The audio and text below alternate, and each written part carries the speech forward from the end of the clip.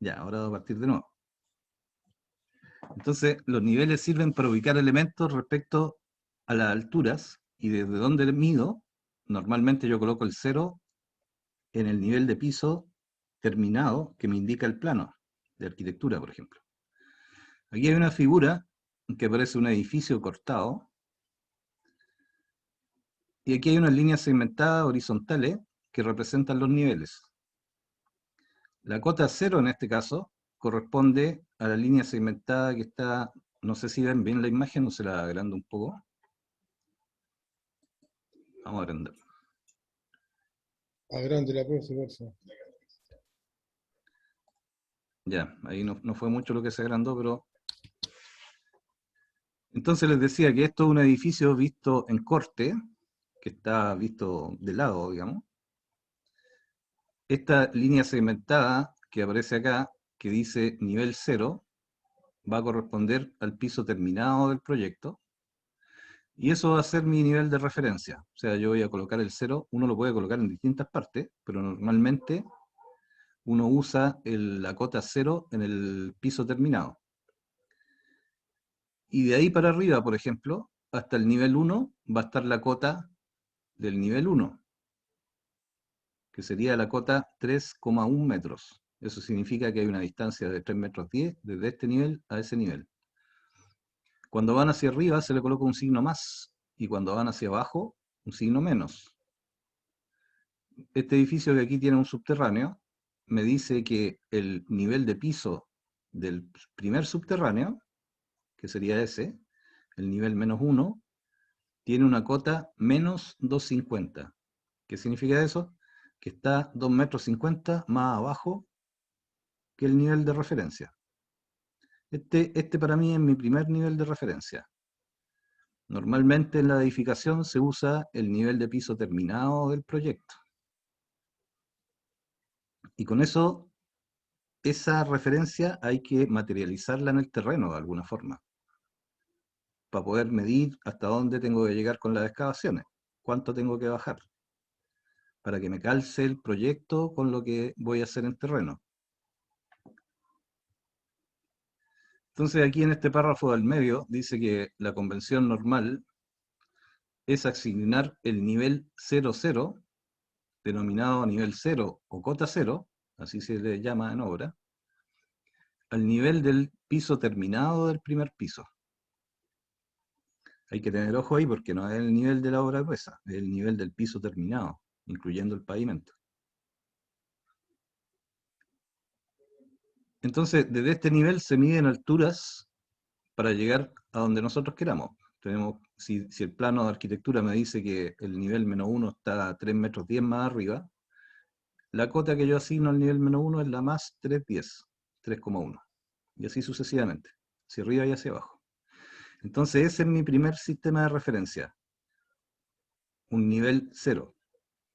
Yo después lo puedo mover, lo puedo trasladar en terreno, ¿cierto? A medida que voy subiendo con la construcción, tengo que ir marcando los niveles en cada piso. Lo mismo hacia abajo.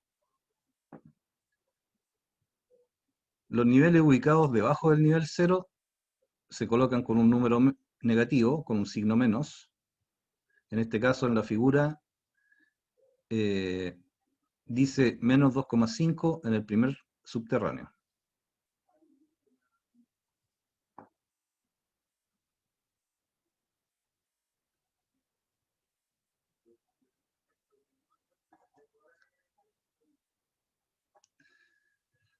Ahora, cuando nosotros tenemos el nivel de piso terminado, que lo sacamos desde los planos, nosotros lo podemos trasladar a la ejecución de la obra a medida que va avanzando la obra gruesa. O lo podemos marcar en una niveleta provisoria, que es un elemento de madera que se coloca por fuera de la construcción, cuando no hay nada construido. Y ahí yo marco una referencia respecto a la cota 0. ¿Por qué se hace esto? Porque como el nivel de cada piso terminado está a nivel del suelo, es incómodo empezar a medir desde esa posición. Si yo estoy construyendo este piso, es muy incómodo medir algunos centímetros de la obra gruesa, ¿no es cierto? Entonces yo puedo ocupar niveles que voy marcando en la misma obra gruesa con un tizador, con una lienza con tiza de color. Se marca en los muros y normalmente lo que uno hace para que sea cómodo para trabajar es que uno marca en los muros un nivel de referencia que está 1 metro más arriba que el nivel de piso terminado. Y aquí yo trazo en los muros o en todos los elementos que ya tenga construido, voy marcando esas líneas de referencia con dos objetivos. Primero, tener marcada en terreno una línea que sea completamente horizontal, cosa que después yo de cualquier parte de la línea puedo medir hacia arriba, por ejemplo, y marcar en terreno la misma información que me muestra el plano, la misma distancia que me muestra el plano. Y así puedo dibujar en el muro, por ejemplo, en la forma de la escalera, o ubicar en obra a qué altura van los fondos de las vigas. Yo parto del nivel 1 metro y le sumo lo que le falta para llegar al fondo de la viga. Lo mismo hacia abajo. Ahí yo trasladé el nivel, hice un traslado de nivel de referencia. Porque trabajar aquí con la wincha pegada al piso es incómodo y es poco preciso.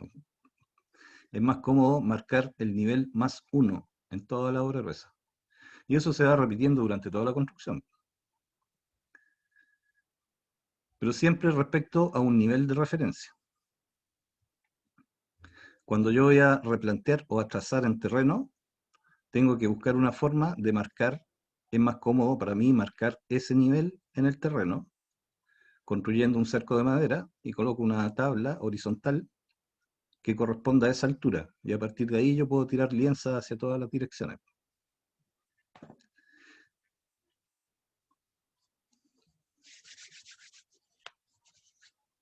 Aquí hay algunas explicaciones con ejemplos de cómo se usa esto en la obra gruesa para marcar las líneas de referencia. Que es más detallado, pero eso lo pueden leer después con más detalle.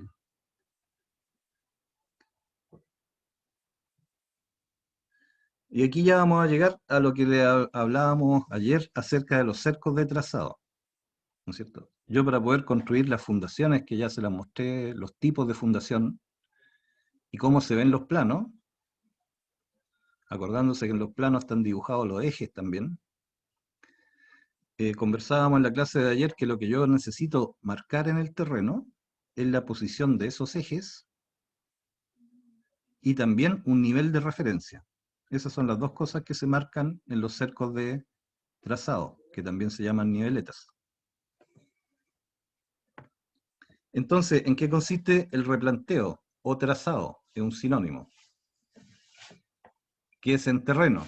Significa que uno la información, las medidas que están en el plano, uno tiene que trasladarlas al terreno con precisión. Y depende de que eso nos quede bien hecho, que después no tengamos que demoler algo porque nos equivocamos en el trazado y nos quedó un muro desplazado, por ejemplo. O nos quedaron los encuentros de muro no en 90 grados y nos quedó descuadrada la casa. Entonces ahí esos errores cuestan muchas veces tener que demoler algo, rehacerlo, y eso es un mayor costo. Entonces es súper importante esta etapa del trazado.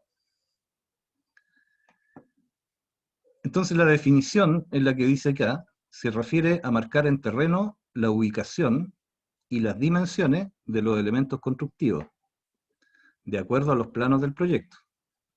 Esto se hace iniciando la obra, después que se despejó el terreno y se limpió de maleza, de escombros o de cualquier obstáculo que pueda haber donde voy a construir. Por ejemplo, si voy a construir y hay en un patio y hay algunos árboles, tengo que sacar los árboles previamente. Sacar la capa vegetal, despejar y dejar lo más parejo posible el terreno. Y ahí se empieza con esta etapa del replanteo. En el caso de que el terreno no esté marcado, lo primero que se replantea o se marca en terreno es la posición de los deslindes, ¿no es cierto? Y en particular la línea que da hacia la calle. que esa Profe, normalmente, sí, y en caso de que el terreno tenga un árbol que ya lleva harto tiempo y tenga las raíces bajo tierra, ¿qué se hace? depende del árbol, porque depende del tipo de raíz. Si es una raíz que puede significar que vaya a salir de nuevo el árbol o que te va a intervenir con las fundaciones, hay que sacar la raíz. Hay que llevar una máquina y destroncarlo. O sea, sacar el tocón que queda cuando uno corta el árbol y quedan las raíces. Si es un árbol más chico, normalmente las raíces se secan y no interfieren en la construcción. Si queda metida donde va a estar las fundaciones, hay que sacarla porque te va a molestar para poder hacer las excavaciones. Pero La eso limpieza depende de de terreno. cada caso, ahí habría que verlo uno en terreno. Pero se puede dar. También se puede dar que haya que demoler algo que esté construido para poder hacer algo nuevo. Pero eso ya hay que pensarlo, esa situación hay que buscarle solución en cada caso, que es una de las cosas que uno tiene que hacer después. Pues, después, cuando uno construye, gran parte de lo que uno tiene que decidir es eh, ver cómo va a resolver algún problema que se presenta, en base a lo que uno sepa o a la experiencia anterior o lo que haya estudiado. En eso consiste un poco después el trabajo de la construcción. Es importante eso. Entonces, después que se hace ese despeje, se empieza el replanteo.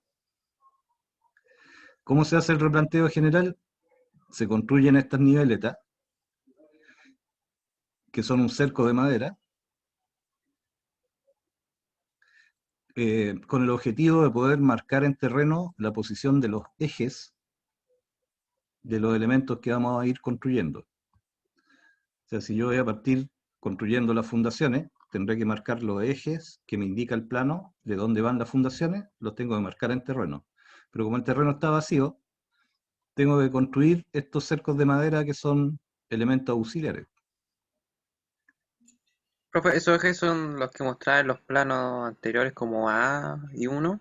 Sí, sí. Ah, ya. Esos normalmente corresponden a una línea que pasa por el medio del elemento, por el eje. Entonces la idea de esto es que uno a partir de los planos busque esa información y la marque en terreno. ¿Dónde la marco? Como no hay nada construido, tengo que construir estas cositas de madera y ahí ir marcando. Estas están vistas de lado, están en corte. Por ejemplo, aquí puede haber un eje y 3,50 m según el plano, tengo que ir acá y marcar la posición del otro eje. Y además tengo que colocar esta tabla que está aquí horizontal, que tiene que quedar al mismo nivel, que eso se hace con un nivel de ingeniero o con una manguera de nivel. De alguna forma uno tiene que arreglárselas para que esto quede todo al mismo nivel. Profe, una consulta, ¿cómo se saca el nivel con una manguera de nivel? Con mucho cuidado. Es, es re difícil explicar eso sin tener la manguera para mostrarla, ¿no? Cuando uno tiene la manguera ahí, bueno, la manguera es una manguera transparente que se vende como manguera de nivel. Eh, es transparente, se llena con agua con mucho cuidado, de manera que no queden burbujas. Y Para, después cuando tú le colocas un tapón a cada lado, eh, las dos líneas de agua, por una cuestión física, siempre se mantienen horizontales. Entonces tú para que lo pueda colocas... entender, ¿Ah? para que lo pueda entender en YouTube, igual hay hartos videos donde explican el uso de la manguera. Sí, sería bueno que lo vieran ahí porque es re difícil Creo que lo hacen con explicarlo imágenes y todo, pues, sin igual sale más imágenes. complicado así. Sin imágenes es complicado. Pero la idea, el principio, es lo mismo que pasa con los niveles de carpintero, de burbuja. El agua siempre va a estar horizontal. El agua quieta se pone siempre horizontal. Entonces, si tú tienes eso, lo ocupas para trasladar un punto respecto a otro, lo marcas y las dos marcas te van a quedar horizontales. Ahora, hay que tener un poquito de experiencia para que te queden bien marcadas las cosas con la manguera. No es difícil, es súper fácil, pero uno se tiene que practicar una media horita y ya ya puede empezar a hacerlo. Hay que tener cuidado con las burbujas, sí, hacerlo lento, marcar con cuidado. Básicamente lo que se hace es que si uno tiene, vamos a suponer que yo construyo estos cercos, ¿cierto? Pongo todas las piezas verticales primero. Después yo veo dónde tengo que colocar mi nivel +1 y hago una marca con un lápiz. En esa marca coloco la línea de agua a un lado de la manguera. Me voy al otro lado de donde tengo que clavar la otra parte de la tabla para que quede horizontal. Coloco la manguera a un lado con la línea fija y el tapón puesto. Me voy al otro palo vertical y empiezo a subir y bajar la otra punta de la manguera. Y cuando queden las dos líneas, cuando ya uno espera que quede quieta y marca dónde está la línea de agua. Esa línea de agua tiene que ser la misma. Lógicamente aquí queda fija, ¿no? Y esta otra la muevo. Y cuando esté quieta, hago la marca. Y están las dos al mismo nivel. Si se hace un cuidado bien exacto, en distancias más largas es más complicado porque una manguera larga cuesta mucho llenarla. Pero es certero ese nivel, es bueno. ¿Cómo? ¿Se fue la señal? No, es que es bueno ese nivel, es certero. Sí, sí es certero. Si la única complicación que tiene, por ejemplo, cuando yo tengo que cambiar un punto que está a 5 metros del otro, tengo que tener una manguera por lo menos de 7 metros, que igual resulta, pero que es muy difícil, es medio demoroso, sacarle todas las burbujas y llenarla con agua, para que no quede con burbujas adentro. Esa es la única dificultad. Se puede hacer, pero es más lento.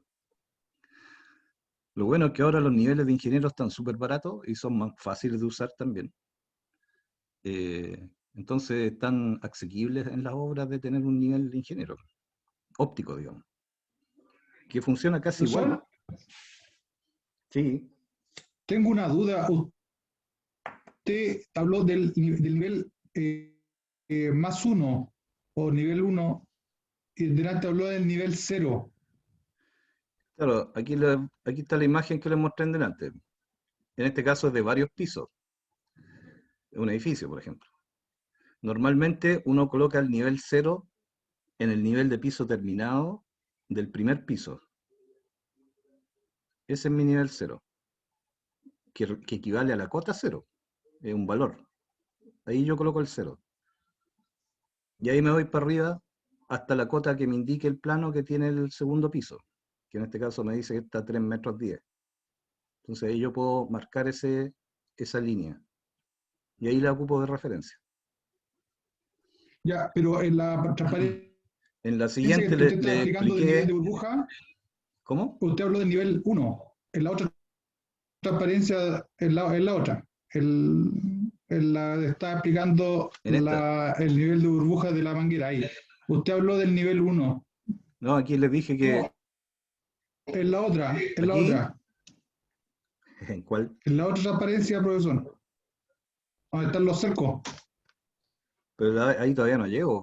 A esa. Ahí. Todavía no llego ahí. Sí, claro, ahí usted. Sí, por eso los que están leyendo el texto a lo mejor van más rápido que lo que les estoy explicando.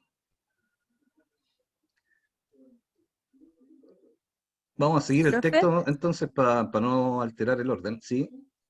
¿el nivel de ingeniero que habla usted es ese que es como un láser o no? Bueno, el láser sí, pero hay otro que es el más barato, que es un instrumento que se coloca en un trípode y una cajita que Ya. tiene un lente y que se mira por el lente. Ese es el nivel de ingeniero. Ah, El nivel láser hace lo mismo, pero es Profe, ¿es el eléctrico. que parece microscopio? O sea, tiene un lente que tiene harto aumento. No es como un microscopio, sí, pero tiene un poco de No, pero me aumento. refiero a ese diseño de... Sí. Es uno que usa el topógrafo, es bien parecido. Ah, ya, por eso Ahora, preguntaba. lo ideal es que ustedes de acá ya van a salir con una topografía, así que la idea es que cuando terminen el técnico ya sepan usar bien el nivel, porque se usa para todo en las obras, independiente del equipo. Puede ser una manguera, puede ser un nivel de topógrafo o puede ser un nivel láser y hay otros equipos más. Pero el Es concepto como es, una cámara, compañero. El concepto básicamente es que yo tengo que tener un sistema de referencia respecto al que medir. Ahora vamos a ver cómo se hace ese cerco. ¿Cómo se hace este cerco? La gracia es que esta tabla, como les decía, quede puesta siempre a la misma altura, y lo ideal es colocarla 1 metro más arriba que el nivel de la cota 0, que corresponde al piso terminado de la casa que yo voy a construir. Por costumbre, uno podría colocar cualquiera, pero uno siempre usa en obra 1 metro sobre el nivel de piso terminado. Y eso lo marca después este nivel, uno lo traslada con la manguera de nivel, por ejemplo, a la obra gruesa que está construyendo. Y lo marca después, en los muros, en los pilares, por todos lados. El trazador marca este eje y lo cambia de un lado para otro.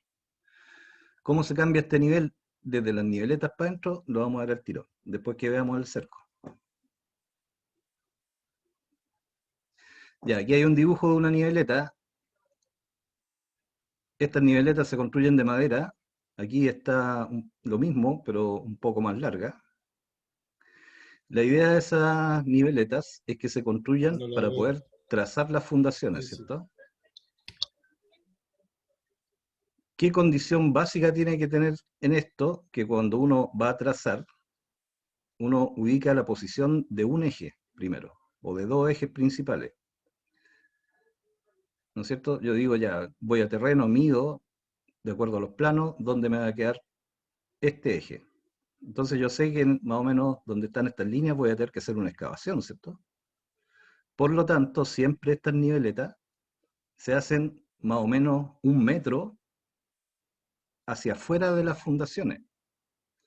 De manera que cuando yo esté excavando, no se me muevan estos elementos de madera. Son como estacas que se clavan en el piso nomás.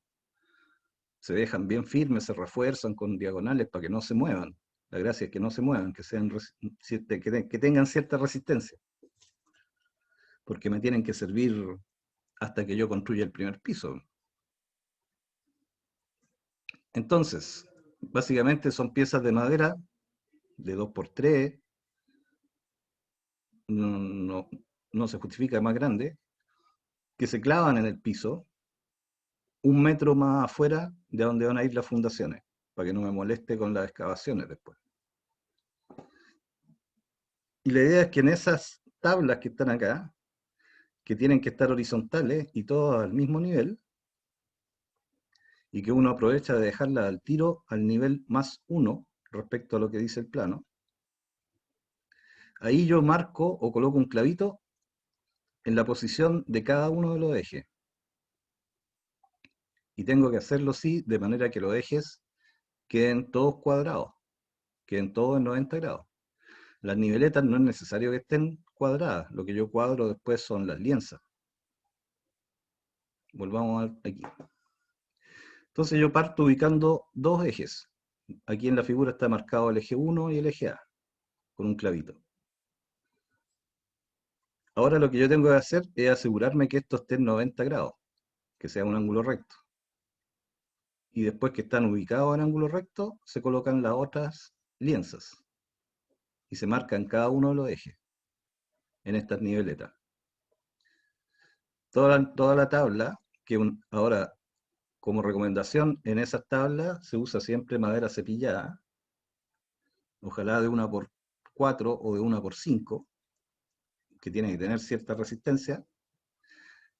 Y una vez que uno traza todos estos ejes y que los cuadra, que ese es un trabajo un poco más largo de explicar, que uno tiene que verificar que los ejes estén cuadrados y tiene que corregirlo, y después se empiezan a medir y a ubicar todos los ejes paralelos. En las tablas se clava un clavito al frente y se pasa una lienza. Y ahí uno tiene una lienza puesta en la misma posición del eje que marca el plano. Esa es la idea. Profesor, una consulta. ¿Sí? ¿Usted sabe cuál es la medida exacta para dar la escuadra? Es una proporción. Un lado mide O sea, 3. yo tengo dos medidas, no sé si hay más. No, pueden ser múltiplos. Por ejemplo, la normal es que uno hace un triángulo rectángulo, que me parece que está, no sé, no quise entrar en más detalles porque es Yo, por ejemplo, largo. ocupo el 60-80 cuando son tramos Sí, bueno. cortos. Por eso, la cosa es que si tú haces un triángulo, aquí está explicado después si lo quieren leer. No se los voy a preguntar tan en detalle porque aquí yo le estoy adelantando esta materia. Si la idea mía era mostrarle lo que eran los cercos de trazado, ¿no? Hasta ahí les voy a preguntar cómo se construye el cerco, qué cosas marca la posición de los ejes. Te voy a contestar al tiro. Marca la posición de los ejes y se colocan de manera que quede todo al mismo nivel. Esa es la definición que yo les voy a preguntar. Cada uno de los ejes tiene que estar en 90 grados para que la cuestión después cuando se construya la casa me quede cuadrada, ¿no es cierto?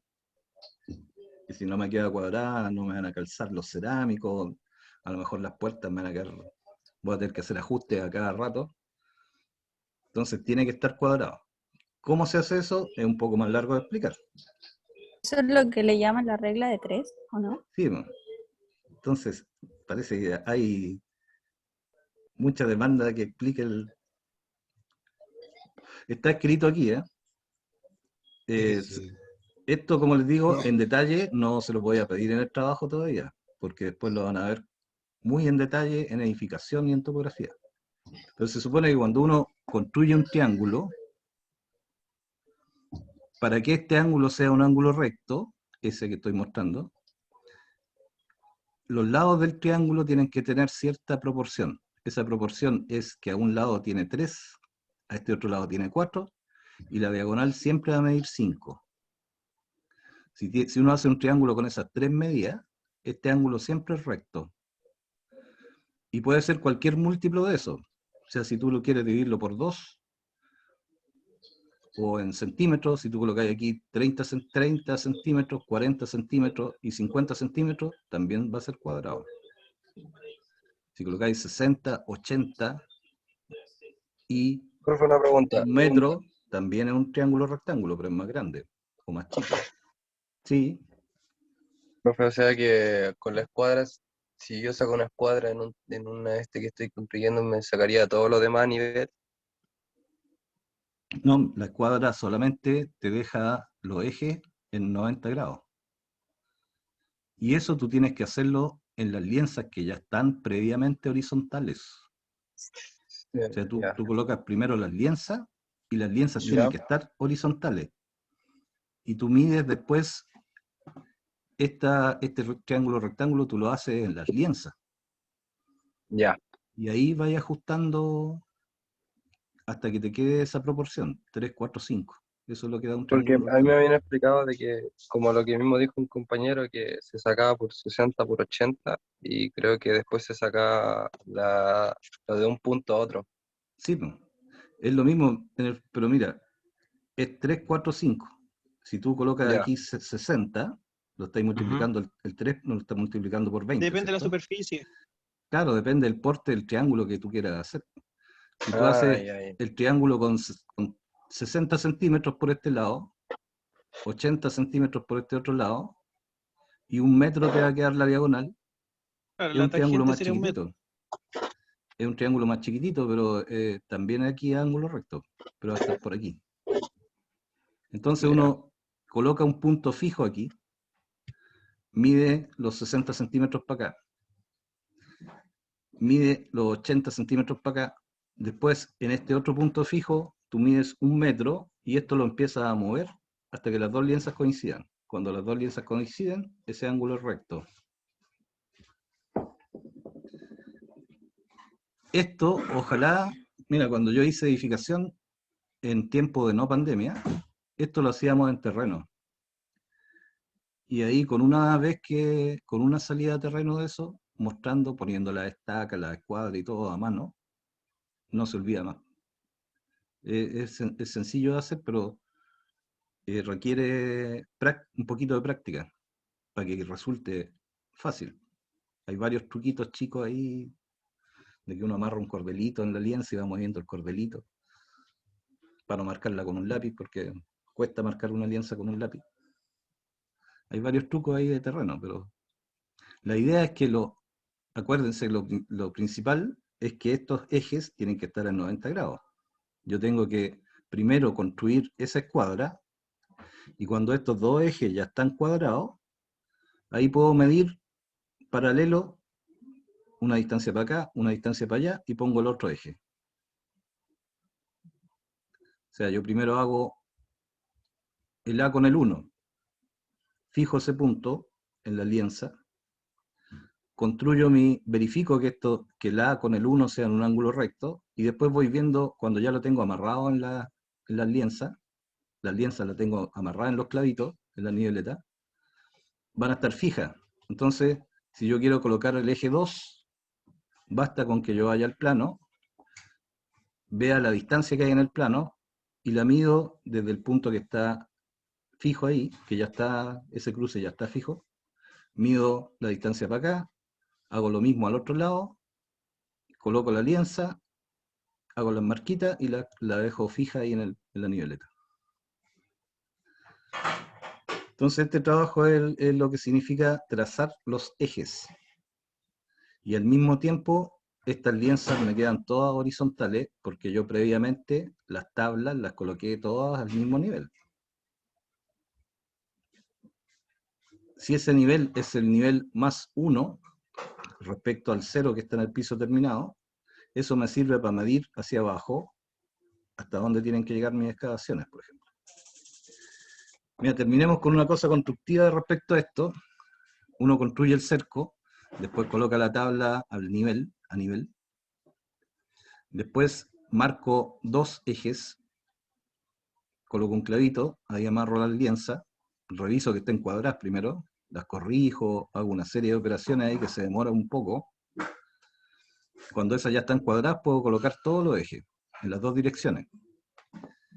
Después yo reviso las diagonales para ver si me quedó todo cuadrado. Si esas 2 diagonales, si esta diagonal que está dibujada en rojo es igual a esta diagonal que está en rojo, significa que me quedó cuadrado y queda un rectángulo. Si no, tengo que empezar a buscar dónde hay un error. Hasta que me queda esa... Verifico por todas partes que esto esté bien hecho. Y una vez que eso está hecho, me sirve durante toda la etapa de las excavaciones, me sirve para construirlo todo el primer piso, y cuando ya está construido el primer piso, esta misma altura, yo la traslado y la marco al interior de los muros que estoy construyendo. Y ahí la puedo cambiar hacia cualquier lugar, la voy marcando con tiza, con un tizador. Ya, respecto a lo constructivo, recomendación siempre usar madera cepillada para las tablas de la niveleta.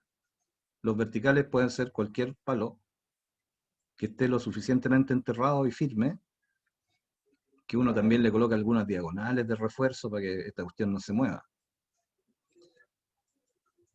¿Ya?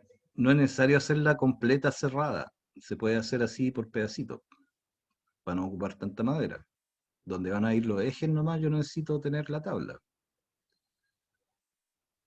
Ahora estas que están aquí dibujadas tan chiquititas son re difíciles de colocar firmes, ¿eh? Están muy cerca. Eso de... Ya. ¿Qué otra recomendación? La tabla siempre se coloca por fuera, por el lado de afuera del palo vertical, no como está dibujado aquí. Ahí hay un error en el de dibujo, ¿no? ¿Por qué la tabla se coloca por el lado de acá afuera? ¿Se entiende eso que les digo por el lado de afuera, cierto? Se colocan siempre por el lado de afuera, porque después cuando yo amarro la alianza hay que tensarla. Tiene que estar tensa para que no se mueva con el viento ni se guatee, ¿cierto? Entonces va a estar amarrada de un lado en un clavo. Del otro lado yo la voy a tensar antes de amarrarla. Por lo tanto, esto tiene que tener un cierto grado de firmeza. Si coloco la tabla por dentro, a la segunda o tercera tensada que yo haga, la tabla se va a empezar a soltar. Y si se me corre 1 centímetro un eje, es harto. Entonces uno coloca las tablas por fuera, para que queden más firmes. ¿Por qué pasa eso también? Porque cuando uno está excavando aquí, si uno tiene estas lienzas puestas, son marcas que uno hace, ¿cierto? Y ahora tenemos que llevarlas al piso. Eso es lo que tenemos que ver a continuación. Y eso ya se llama cómo se trazan las excavaciones. Les voy a ir diciendo lo que está acá, a lo mejor no en el mismo orden, pero se lo voy a ir explicando, después ustedes lo repasan si no se acuerdan de algo. Después que están puestas las marcas en las niveletas, se supone que yo coloco las lienzas, que son mi referencia. Se entiende que esto está dibujado en perspectiva, ¿cierto? Sí, profe. Ya. Entonces yo tengo, por ejemplo, que hacer las excavaciones para la fundación que va en este eje. ¿Cómo lo hago en terreno? Como ya tengo las marcas puestas en las niveletas y puedo tener una lienza puesta, eso yo ahora tengo que bajarlo al piso, al suelo, para poder marcarle al jornal donde tiene que hacer la excavación. Entonces, desde donde está el eje, yo bajo con un plomo la posición, la marco en el suelo, aquí lo hacen con una tablita para que no se mueva, digamos. Se marca en el suelo a los dos lados, se baja el eje a los dos lados. Cuando ya está marcado en el suelo, ¿no es cierto? Yo hago una marca, después puedo colocar una lienza y la marco con una línea blanca, con cal, por ejemplo.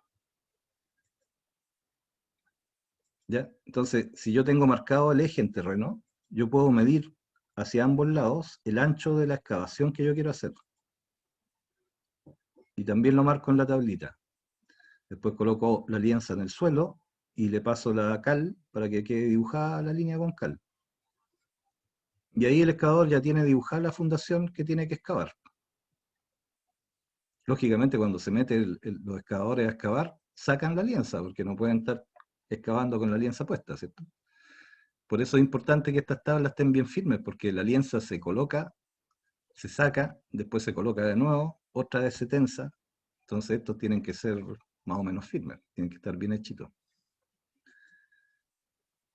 Cualquier cosa que me mueva la niveleta va a hacer que yo pierda la referencia. Entonces tienen que durar lo suficiente.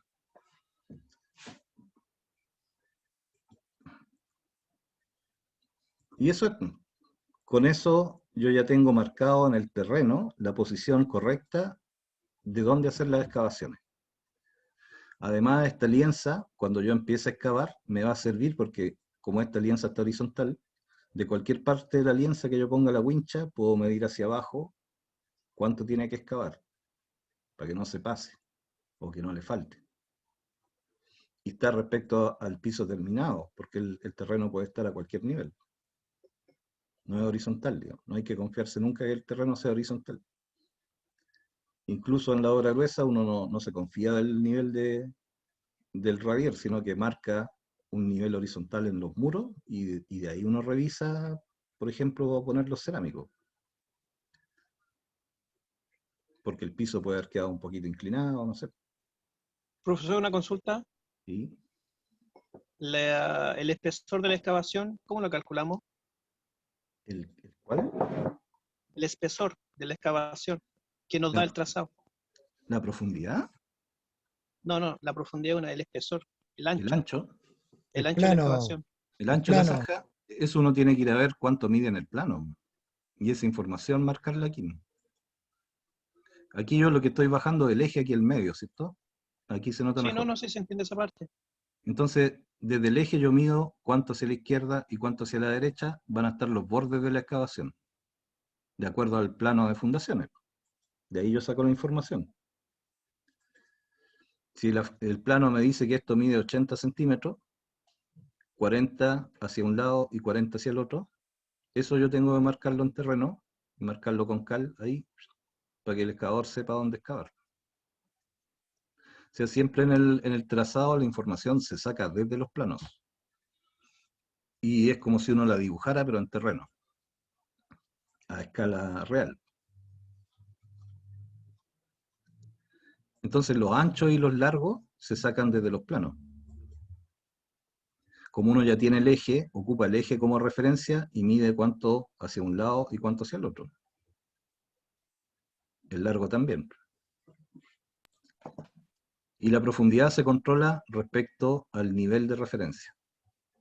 Los anchos y los largos se miden respecto a los ejes de referencia. Y las profundidades respecto al nivel de referencia. Ya, ese era el agregado que puse en la materia porque no, esa parte no viene en el programa, pero era importante que ustedes supieran de qué se trata para entender cómo se construye después, pues, que es la materia que ven en edificación, sí, pero mejor que lo vean desde el principio, ya que vimos las fundaciones, ahora ya ustedes tienen una idea de cómo eso se marca en terreno para construirlo. Está bueno el truquito de la tabla, profesor. Yo lo hago de otra manera, pero me gustó ese. Sí, porque, sí, Está buenísimo. yo también Está lo hago en el buenísimo. aire, lo hacía en el aire y me Sí, demoraba más porque se me corría no era tenía que dejar fijo el cruce de las lienzas, yo no lo dejaba fijo y me demoraba más. sí, pues yo bajo el plomo, instalo unos dowel, un fierro, le tiro la lienza, igual, algo parecido, pero el de la tablita está, pero Sí, lo no, vamos a sí implementar. funciona. Bueno, Queda bueno así. después uno va buscando su propio, Las te das mañas, las cuenta mañas. de que a Sí, uno le, claro, está buenísimo eso, profe, lo que cada estaba maestro pasando ahí. tiene su librito. Sí, las mañas. Las cachañas, las cachañas. Ya, entonces retomemos ahora esta clase que corresponde a lo que se construye después que están hechas las fundaciones y los sobrecimientos, que sería lo que uno hace previamente para poder llegar a construir los radieres. Voy a poner de nuevo esto, presentación. Sí. Ya. Entonces, esta parte que vamos a ver ahora se llaman bases de pavimento. Pero son varias actividades, no es una sola. La base de los pavimentos está compuesta por varias partes. ¿Qué dice acá? Dice que una vez que ya están construidas las fundaciones y los sobrecimientos, o vigas de fundación, como salía en el plano que vimos de ejemplo, hay que realizar varias operaciones. La primera sería, bueno, no la primera, una de ellas es hacer los rellenos interiores y la plataforma del piso.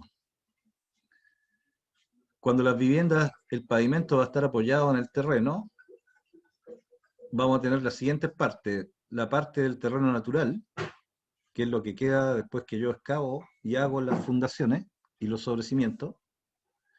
Me va a quedar el terreno natural más bajo, ¿cierto?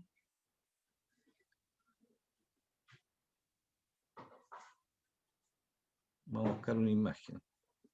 Es que ella está con los...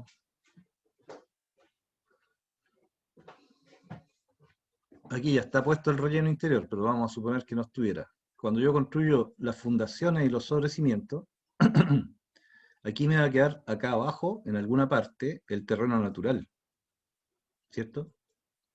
Entonces lo primero que yo tengo que hacer es ese terreno natural, emparejarlo un poco y pasarle un poco de compactación para que quede más firme. Y sobre eso le coloco un relleno natural para llegar hasta la parte de abajo de la capa de ripio, que son varias capas, si es que va a ser un radier de hormigón. Entonces esas partes, primero el terreno natural, después el relleno interior, que se puede hacer con material que provenga de la excavación, y si ese material es de mala calidad, tendré que comprar estabilizado para rellenar. El estabilizado es un material, un árido que se compra en las plantas de árido. Ahora normalmente para los radieres uno usa el mismo material de la excavación, le elimina la materia orgánica, las piedras muy grandes, y se puede usar para rellenar interiormente. Cuando el terreno natural no es apto, o sea, eso quiere decir que yo hago la excavación de las fundaciones, y el material que estoy sacando, hay una parte de ese material que es de mala calidad, o que tiene muchos bolones, o que tiene restos de raíces o de basura, ese material no me sirve para rellenarlo. Tengo que botarlo y comprar un material que se llama estabilizado seleccionado, que se coloca como relleno y se compacta para que quede firme y no se deforme después, ¿cierto? Sobre ese relleno compactado, yo coloco la primera capa del pavimento, que sería la capa de ripio, que es una capa de grava de espesor uniforme. Para las casas normalmente 10 centímetros está bien. Que se compacta, aquí dice mecánicamente, pero puede ser con un pisón de mano también. La cosa es que se compacta, se aprieta, para que se acomode bien la grava. Y la función principal de esa capa de ripio es servir como barrera que impide que el agua o que la humedad suba desde el terreno natural que hay abajo hacia el pavimento de hormigón. Y eso es extraño porque el agua, la humedad sube por el hormigón. El hormigón es como una esponja. Si se humedece por un lado, el agua tiende a atravesar el hormigón y salir por arriba. Entonces, para que eso no pase, se coloca como primera barrera una capa de ripio. Para que la humedad, perdón, no es agua necesariamente agua, es para que la humedad no alcance a llegar al hormigón del radier. Y esa protección contra la humedad se complementa colocando una capa de polietileno sobre la capa de ripio, que ya está compactada. Y encima de eso se coloca el radier de hormigón.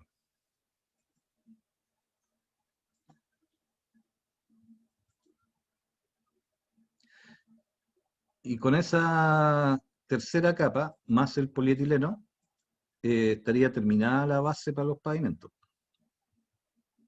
El pavimento sería el radier, más el pavimento de terminación, que sería cerámica, lo que esté en el proyecto. El espesor del polietileno que se usa normalmente es 0,15 a 0,2 milímetros.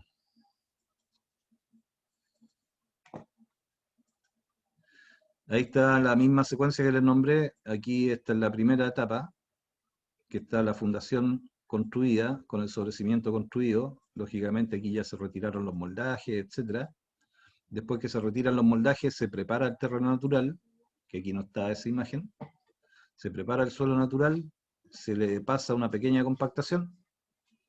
Sobre eso se coloca este relleno, que dice acá que es un suelo compactado. Después de ese suelo compactado, que uno también lo deja horizontal. Aquí también vamos a meter el trazado. ¿Cómo yo verifico hasta qué altura tengo que llegar con este nivel? No es bueno confiarse del sobrecimiento, porque a veces el sobrecimiento en obra gruesa no queda perfectamente horizontal, queda con alguna ondulación, ¿cierto? Entonces aquí yo también ocupo la lienza, la misma lienza que ocupé en la excavación, que va a estar tirada por aquí arriba, la puedo poner de nuevo, y de la lienza mido hacia abajo hasta qué nivel tengo que llegar con el relleno, y lo puedo marcar aquí con el tizador. Y lo marco en el sobrecimiento. O sea, el trazador siempre está trabajando en toda la obra. Desde esta etapa. Desde antes, desde las fundaciones. Cuando está el sobrecimiento hecho y yo emparejé el terreno natural, le digo al trazador, oye, márcame aquí en el sobrecimiento hasta qué nivel tengo que llegar con el relleno. El trazador saca sus cuentas, su wincha, hace una serie de cositas ahí, pone el tizador y te dibuja una línea roja. Bueno, roja o azul, da lo mismo. Entonces el jornal que está colocando el relleno, que no tiene por qué saber topografía, se guía por esa línea. Y coloca el La relleno. roja para el piso, la tiza. ¿Cómo? El tizado para el piso es de color rojo. De los trazadores, así se evita que Confusiones. se vaya muy luego. Sí. Bueno, ahí uno se pone de acuerdo con el jefe de obra y los capataces, el trazador, de qué color se usa para cada cosa. La tiza azul, por alguna razón, por el pigmento, es más cara y cuesta más borrarla. La tiza roja sale más rápido con un escobillón. Bueno, pero esas son cosas de ahora. Entonces, eso es para que tengan en mente que todas estas cosas uno se va apoyando en el trazado, se van trazando con el trazador. El trazador tiene pega durante toda la obra. Entonces ahí los jornales saben hasta dónde tienen que llenar con ripio, después lo compactan. Arriba de la capa de ripio. Aquí en este texto hay una cosa que yo no estoy muy de acuerdo, que aquí colocan sobre la capa de ripio una cama de arena. y después el polietileno. Yo pienso que eso es una cosa teórica, porque no, en la práctica no se hace, pero está en el texto. O sea, si yo les pregunto y me dicen relleno, ripio, polietileno, para mí está bien. Yo nunca le he puesto una cama de arena entre el ripio y el polietileno. No sé qué, a lo mejor teóricamente es para que no se vaya a romper el polietileno, no sé. Pero no se justifica. El ripio compactado queda lo suficientemente firme como para colocar el polietileno al tiro. Y después que está puesto el polietileno, en algunos casos se da vuelta y se deja por aquí también, por el lado. Bien traslapado para que no se pase la humedad por ninguna parte. Se coloca, si es que el piso tiene malla, se coloca la malla y se hormigona el radial. No siempre los radiales tienen malla de acero. A efectos de este ejemplo tenía la imagen. Y esas son las partes que teóricamente forman la base de los pavimentos. Relleno natural, cama de ripio, polietileno y el radial. Y después viene el pavimento de terminación, que puede ser de distintos tipos. Pero eso no es... Cuando uno construye una vivienda, también tiene que prever y hacer antes que los radieres las instalaciones que vayan bajo tierra, que en este caso serían alcantarillado, agua potable o alguna otra instalación de otro tipo que esté puesta debajo de los pisos. Eso se hace previamente, se hace después que están hechos los sobrecimientos, como está en esta imagen de aquí arriba. Aquí arriba, si se fijan, están hechas las fundaciones con los sobrecimientos. Aquí adentro está el terreno natural, a la altura que quedó, de acuerdo a lo que había en el terreno. Y lo que hay que hacer en esta etapa es, con el trazador también, ubicar dónde están los centros de los artefactos y colocar las instalaciones, en este caso un alcantarillado. Esta foto de arriba está harto desordenada la obra, sí, aquí. Tiene algunas cosas que no son recomendables. Por ejemplo, aquí, si ustedes se fijan, pasaron el alcantarillado lo más probable que demoliendo un hormigón. Y eso no es lo correcto. Se supone que uno debería dejar durante el hormigón de la fundación la pasada hecha para después colocar el tubo. Se puede colocar ahí un cuadrado de Ilapol, por ejemplo.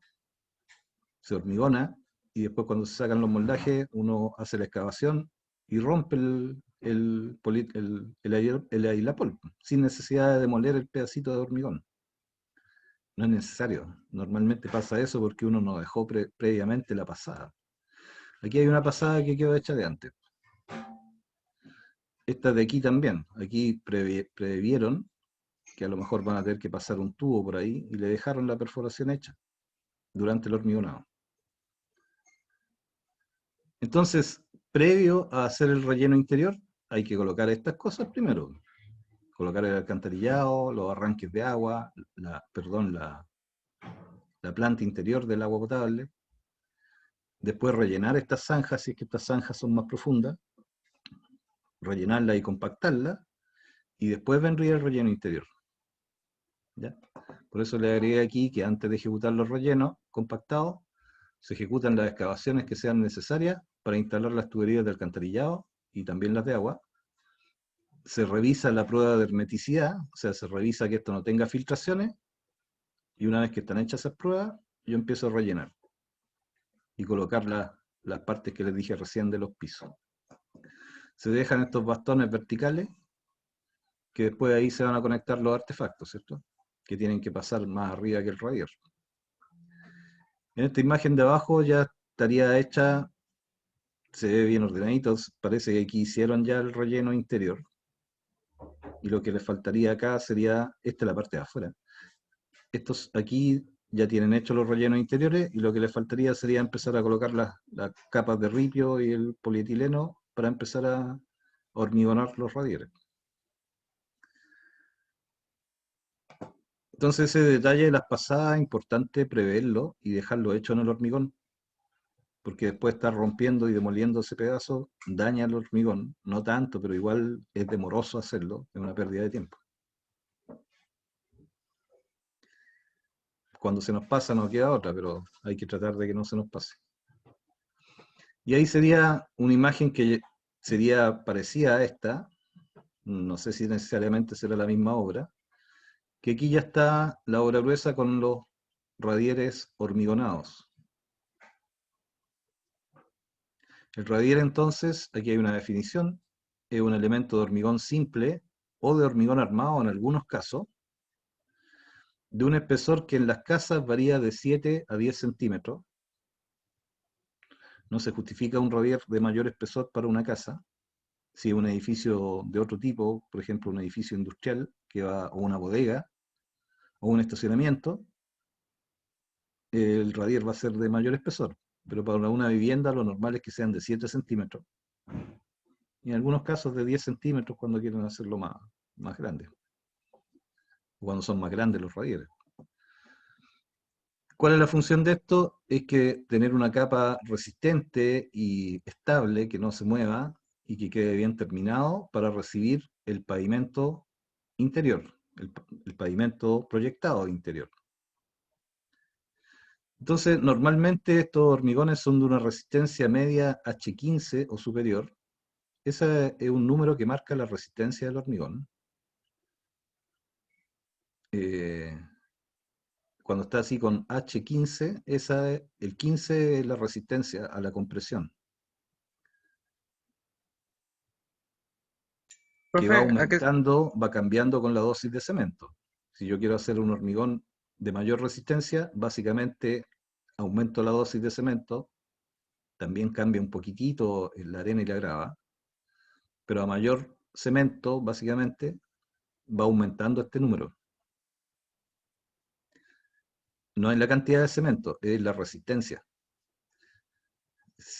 Normalmente, no sé, los radieres son en kilos de cemento por metro cúbico, 225 kilos, 250 kilos por metro cúbico, si lo quieren ver en kilos.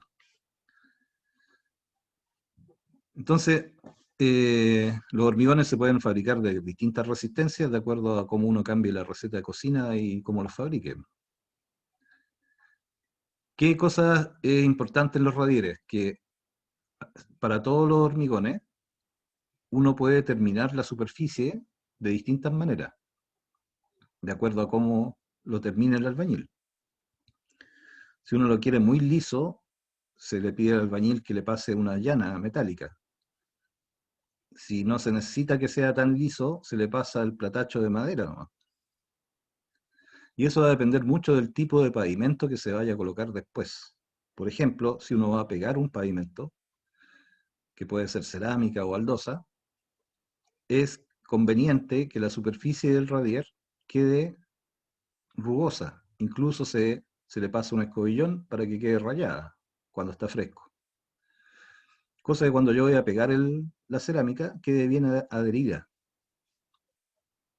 En cambio, si voy a colocar un piso flotante, yo necesito que el radier, la terminación superficial, sea lisa, lo más lisa posible. Porque yo el piso flotante, o si voy a pegar flexit, por ejemplo.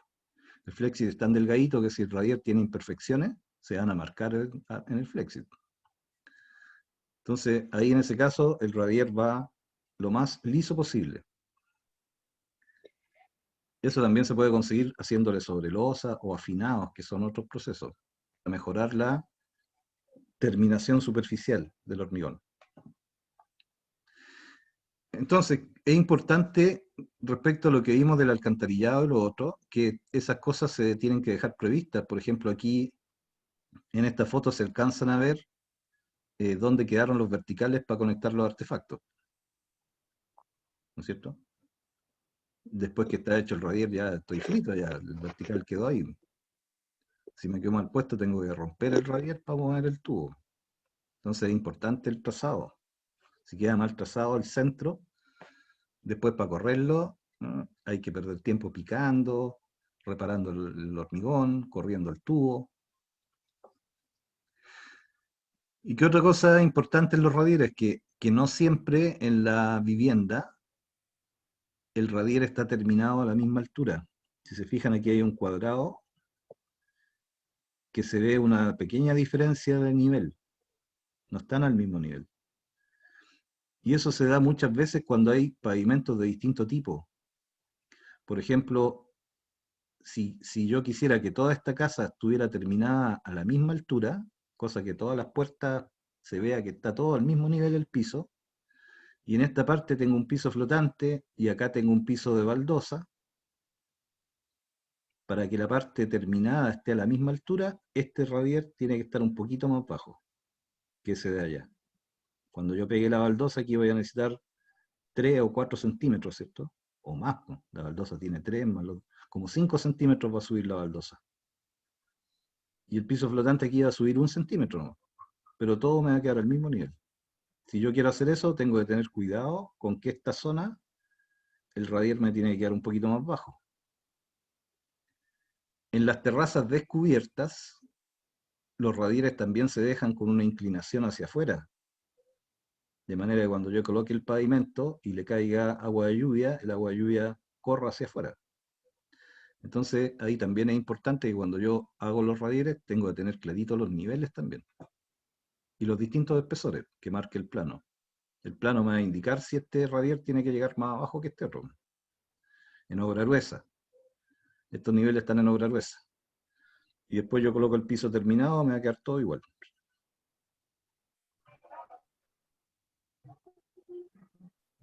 Oh. ¿Cómo estamos de tiempo? No me tomé el tiempo. Quedan 9 minutos. Oh cielos, entonces vamos a llegar hasta aquí, hasta esta parte, con el trabajo que les voy a mandar.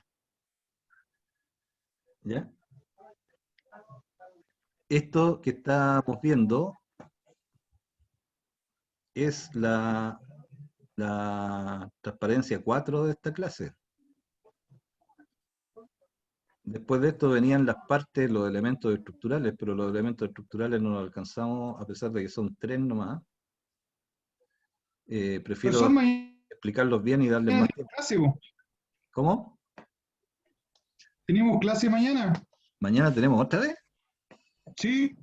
Ah, entonces ahí vemos las 3 transparencias que quedan.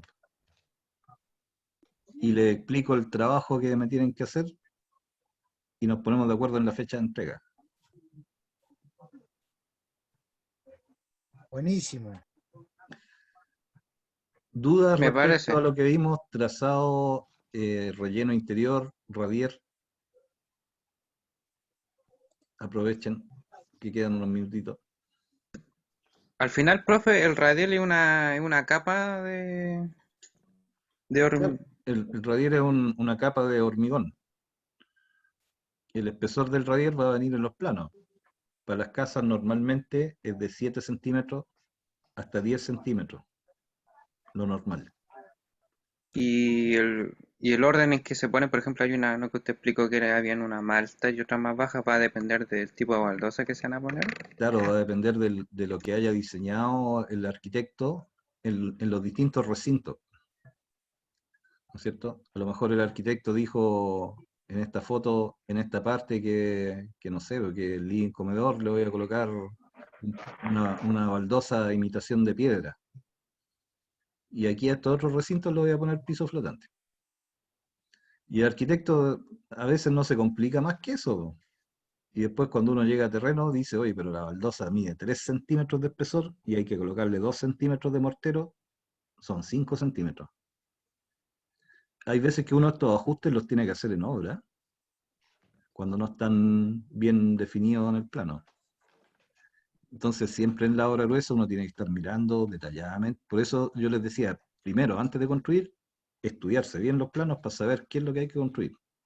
Si el plano me dice que a un lado hay un pavimento que mide 1 centímetro de espesor y que el otro recinto tiene un pavimento que mide 3 centímetros de espesor, si yo quiero que me quede todo al mismo nivel, este radier de aquí lo tengo que hacer un poquito más bajo que el de allá. Y hay veces que uno Profe, tiene que hacer eso en obra, ¿sí? Porque no, los planos no siempre vienen totalmente detallados. ¿Sí? Entonces el radier va después de la fundación y del... ¿Cómo se llama lo que pasamos recién antes de eso? El, Lo tenían acá. Cimiento, aquí está. sobrecimiento. Primero va Sí, el eso, relleno, sobrecimiento. o sea, después que están construidos los sobrecimientos, hay que preparar el terreno natural, pegarle una pequeña compactada. Después va un relleno compactado, que sería esta secuencia. Después va la capa de ripio, que está aquí, el polietileno, y después se construye el espesor del hormigón, del radier. O sea, después se construye el radier. En esta foto se ven bien las capas, mira. Relleno interior, capa de ripio, el polietileno y encima el radier de hormigón.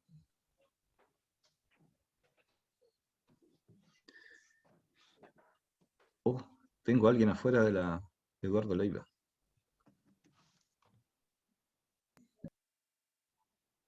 Esas son el orden en que se hacen. Ahora, no es necesario que uno bueno, después uno ya se lo sabe de memoria, que no es tan complicado, ¿cierto?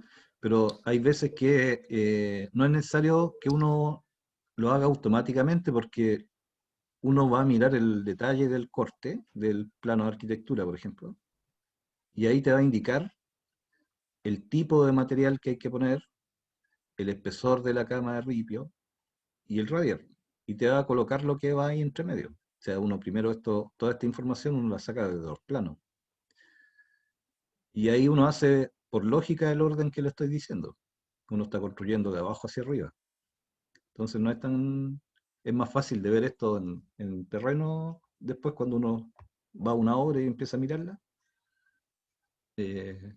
Ahí es súper fácil de recordar el orden. Profe, entonces cuando nosotros vayamos a trabajar en esto, uno, ¿cómo se me va a estar? No supervisando, sino más bien viendo cómo se lleva a cabo todo esto y obviamente consultando con el trazador, ¿verdad? Sí, lo importante es que normalmente ustedes van a entrar a trabajar en un puesto que tiene yo diría que la más responsabilidad que el trazador. O sea, ustedes tienen que entender de dónde saca la información el trazador. O sea, ustedes ya tienen que tener eso porque también tienen que revisarle al trazador los niveles. También eso lo hace el capataz o el técnico que esté ahí supervisando un terreno. También uno le va a revisar. O sea, después que el trazador, por ejemplo, traza, eso está en la otra lámina. Acá.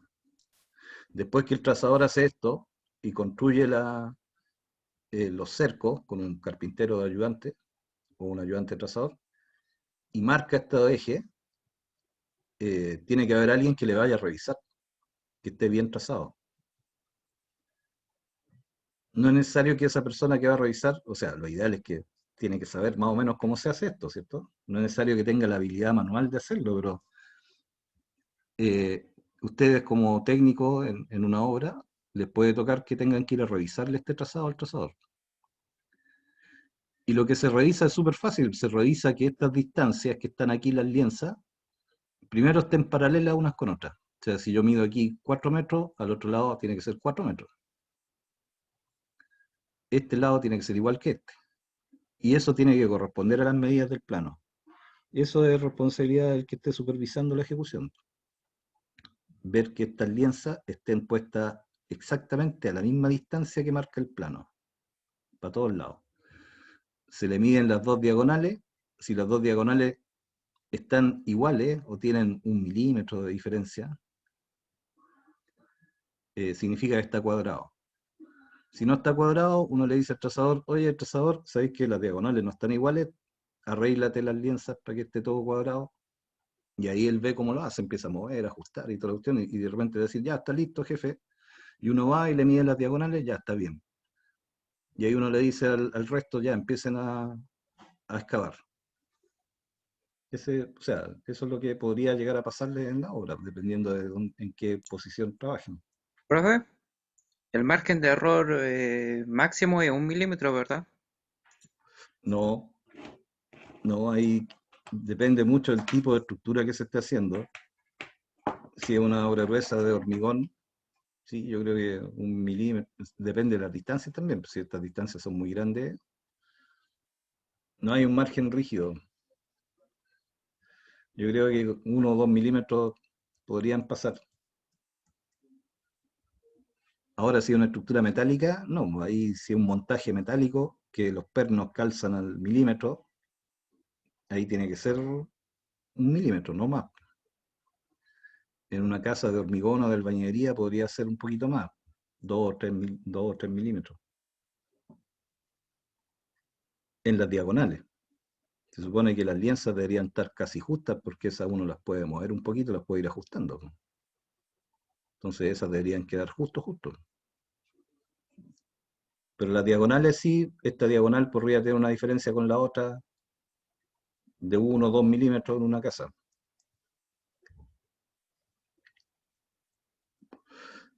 Y cuando están descuadradas normalmente no es poco. Entonces uno Profesor, mide y detecta 5 centímetros al tiro.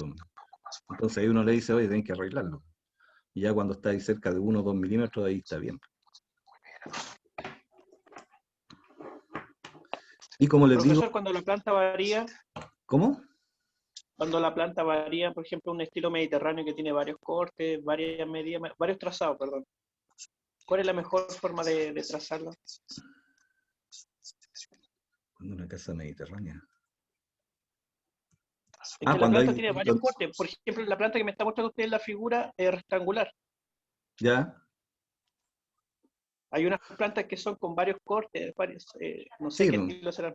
Yo sí, lo asocio al estilo porque mediterráneo. uno traza los ejes que sean necesarios de acuerdo al diseño del arquitecto. Que a lo mejor en estos mismos ejes que están acá, al final la construcción puede que sea, mira, voy a mover el cursor, puede que por este lado sea completa, que ese muro sea completo hasta allá y que este muro sea más chiquitito y vuelva para acá. Claro, ahí van jugando. Claro, como dice usted, pues se cambian las crucetas, Claro, van haciendo los cajones sí, por sector. en caso que hayan otros ejes entre medio, y en algunas, acuérdense que también hay algunas casas que tienen lados curvos. Y ahí también, por eso ahí ya entra, es necesario el curso de topografía y que ustedes vean, refuercen un poco lo de geometría en matemáticas, que ahí también se trazan los radios y se traza un eje de manera que se pueda hacer la curva, para que la curva quede igual que la que está en el plano. O sea, no siempre son líneas rectas, digamos. Y podrían haber otros ejes auxiliares, a lo mejor aquí hay un cacho de la casa que sigue más afuera, entonces yo trazo esos 3 ejes un poco más largos y coloco las niveletas siempre por fuera de las excavaciones. Aquí hay una niveleta entre medio, ¿viste? Aquí esa niveleta debe ser para estos 2 ejes de acá nomás. Este eje es cortito, no pasa para acá, ¿viste? Ese eje es de aquí a aquí nomás, el eje D. Es más corto que el eje C. Entonces es probable que estos muros después sea un muro por aquí, que dobla para acá y se va para allá. Habría que ver el plano. Entonces, ese es uno de los conceptos principales del trazado, que el trazado tiene que corresponder, tiene que reflejar fielmente lo que está diseñado en los planos. Si hay un muro curvo, bueno, uno tiene que trazar un eje curvo. Y ahí los trazadores buenos saben trazar curvas. Ahí se marca el centro y el radio. Y hay que poner marcas, una niveleta de alguna forma que permita construir ese... Se hacen unos compases grandes también en las obras con las lienzas. Y te sirven para dibujar curvas circulares.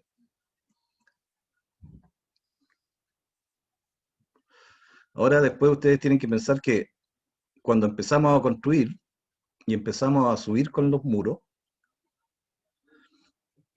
yo las niveletas las voy a poder ver por fuera nomás. Cuando esté trabajando adentro de la casa, ya no voy a poder tirar esta lienza porque aquí entre medio van a estar los muros, ¿cierto? Por lo tanto, estos mismos ejes se trasladan al interior de la construcción y se empiezan a marcar en todos los elementos que yo voy construyendo. O sea, si yo estoy haciendo una casa de albañilería y hago los muros de ladrillo, ya voy a sacar las lienzas. Esas lienzas ya no las voy a ocupar de nuevo. Las niveletas van a quedar ahí porque siempre es necesario en algún momento volver a las niveletas de origen. Siempre hay que tratar de conservarlas. Pero cuando yo estoy trabajando dentro de la casa, los ejes y los niveles se empiezan a marcar en los elementos que están construidos. Aquí hay una imagen. Por ejemplo, si aquí yo hice un muro de hormigón, ¿no es cierto? Aquí atrás, yo ya no veo las niveletas afuera, ni tampoco puedo pasar una lienza. Entonces yo aquí en los mismos muros, el trazador marca los ejes, los traslada hacia adentro, y también marca estos niveles que corresponden al nivel de la niveleta, por ejemplo. Y cuando yo construyo este muro, saco los moldajes para poder colocar, por ejemplo, a qué altura van los cielos. El trazador me marca en el muro con el tizador los niveles de referencia. Y ahí ya no necesito lo que hay afuera, porque los traje para adentro. Después, cuando me cambio al segundo piso, tengo que reconstruir todos estos ejes que aquí tracé en el suelo, los tengo que trazar en la losa del primer piso, por ejemplo. Me cambié de... O sea, todo esto yo lo tracé en el suelo, ¿cierto? Para hacer las fundaciones. Imaginémonos que ya hicimos el primer piso y le pusimos una losa de hormigón arriba. De alguna forma, con los equipos topográficos, con plomo y con lienza, se puede trasladar todo este dibujo de ejes a la losa que quedó arriba. Cuando ya construí la losa, yo puedo marcar los ejes exactamente en la misma posición arriba. Y ahí los trazadores ocupan distintas formas para subirlo. Pueden ser llamados, como le llaman ellos, auxiliares, profesor. Correcto, los auxiliares no se los quise Los, mencionar porque los auxiliares, existen. ya, profesor. Existen. Eso. Es buena esa acotación de los auxiliares, porque también si yo imaginémonos que en vez de niveleta, aquí en el eje C, por ejemplo, en ese que está aquí, yo tengo construido un muro. Ya está construido el muro aquí. Por lo tanto, el eje ya yo no lo veo las dos caras del muro, ¿cierto? Y necesito ubicar este eje chico que está a 2 metros del eje, por ejemplo. Pero aquí ya tengo construido el muro, ya no me sirve, tengo que descontarle. O tengo que tirar una línea auxiliar. Para subir los plomos también, cuando está construido el muro, yo ya no puedo verificar, subir esas marcas hacia arriba. Yo tiro una línea auxiliar en el suelo, le coloco los plomos y con eso la puedo cambiar para arriba. O sea, en el fondo, el trazado se basa mucho también, aunque sea lo egipcio, en usar bien lienzas, nivel que puede ser nivel de manguera, y los plomos. Los plomos sirven para poder dibujar en obra una línea vertical. Y eso se hace con el plomo. Si yo quiero trasladar un plomo hacia arriba, dibujo una línea auxiliar abajo, a la misma distancia del muro, la trazo en el piso, le coloco el plomo en una punta, la marco arriba en el techo.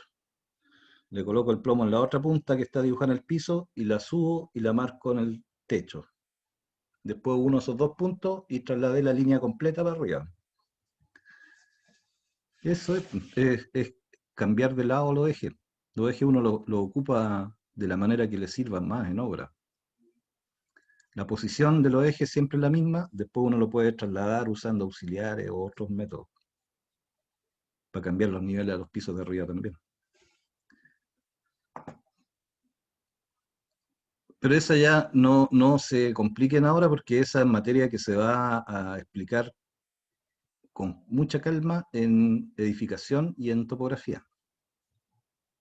Por el momento estamos viendo el principio para los que están recién incorporándose a la construcción. Por eso lo que comenté recién es como un adelanto. Profe, ¿y lo del trabajo, cuándo lo va a enviar? Mañana se Ah, lo, no, o sea, ¿verdad? Que mañana, sí, sí. sí, lo voy a hacer hoy día en la noche, mañana se los voy a mostrar y les voy a explicar las preguntas y a qué clases corresponde para que estudien esas 3 clases. De ahí sacan las respuestas. Incluyendo las 3 láminas que me faltaron, que las vamos a ver mañana. Profesor, ¿y usted ya revisó el primer trabajo que le enviamos? No los tengo todos revisados, he revisado la mitad más o menos. Pero también yo creo que mañana les puedo dar o sea, les voy a mandar las notas por correo. No sé si prefieren que les mande, no sé si les molesta que les mande un archivo con todas las notas de todos ustedes en una Por lista, correo nomás, por correo nomás. por correo. Porque mandársela una por uno son hartos ustedes, pues, me demoro mucho. Sí, les voy a mandar un archivo con el nombre y la nota, nombre y nota, nombre y nota, nombre y nota.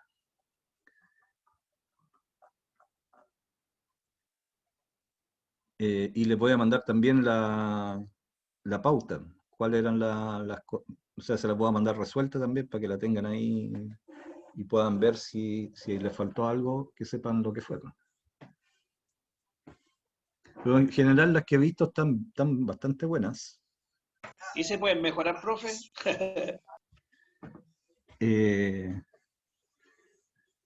No, pues. No, pues, si las notas son las que fueron, ¿no? Pues.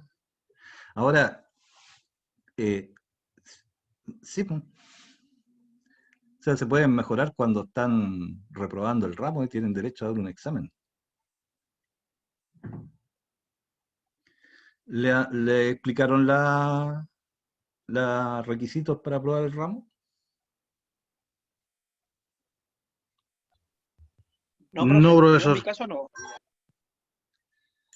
¿Tiene buen promedio, po? Voy a Mándale un parar chocolate. voy a parar Tuvimos una reunión con la jefa de carrera que nos explicó, pero yo la verdad no me acuerdo mucho.